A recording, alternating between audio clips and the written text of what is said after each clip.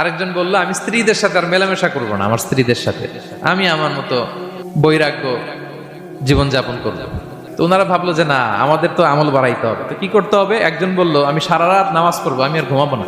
আরেকজন বলল তাহলে আমি সারা বছর রোজা রাখবো, রোজা ভাঙবো না, সারা বছর টানা রোজা। তো এই কথা যখন রাসূল সাল্লাল্লাহু আলাইহি ওয়াসাল্লাম শুনলেন, রাসূল সাল্লাল্লাহু আলাইহি ওয়াসাল্লাম ওনাদেরকে ডেকে পাঠালেন, ডেকে বললেন আনতুমুল্লাযীনা কুলতুম কাযা ওয়া কাযা, তোমরা কি এমনটা এমনটা বলছো? তারা ভয়ে বলতেছে ইয়া রাসূলুল্লাহ, জি আমরা তো এরকম করে ফেলছি, বলে ফেলছি। তখন রাসূল সাল্লাল্লাহু আলাইহি ওয়াসাল্লাম বললেন ওয়াল্লাহি ইন্নী লা আখশাকুম লিল্লাহি ওয়া আতকাকুম লাহু, আল্লাহর শপথ করে বলছি আমি তোমাদের মধ্য থেকে আল্লাহকে সবচেয়ে বেশি ভয় পাই। সোম বৃহস্পতিবারে রোজা রাখি, বাকি দিনগুলোতে আমি খাই। আমার তো 11 জন স্ত্রী, আমি সবার সাথে মেলামেশা করি। কই স্ত্রী মেলামেশায়, রোজা রাখা না রাখায়, রাতে ঘুম এবং তাহাজ্জুদ, এই যে ব্যালেন্স করে যে আমি জীবন পরিচালনা করি, এতে আমার মোত্তাকি হইতে তো কোনো সমস্যা হয় নাই।